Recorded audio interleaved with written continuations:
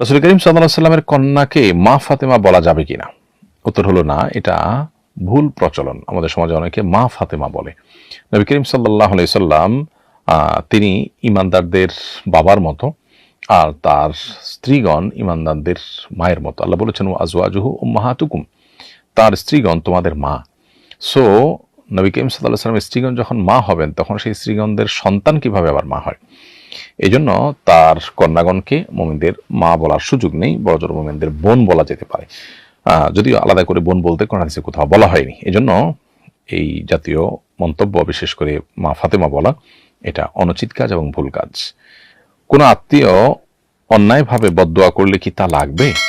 উত্তর হলো না। কোনো আত্মীয় যদি অন্যায়ভাবে বদদোয়া করেন তাহলে সেটা লাগবে না। কারণ দোয়া হোক আর বদদোয়া হোক, অন্যায়ভাবে কেউ যদি করে, অপাত্রে কেউ যদি করে, সেটা কিন্তু লাগে না। সো কারোর অন্যায় বদদোয়াকে ভয় করার প্রয়োজন নেই। তবে একজন মানুষ হিসাবে যদি কারোর প্রতি কোনো জুলুম হয়ে থাকে, কষ্ট কারণ হয়ে থাকে কারোর, তাহলে সেক্ষেত্রে সেটা দূরের জন্য সর্বোচ্চ চেষ্টা থাকতে হবে। তিনি দোয়া বদদোয়া করুন বা না করুন।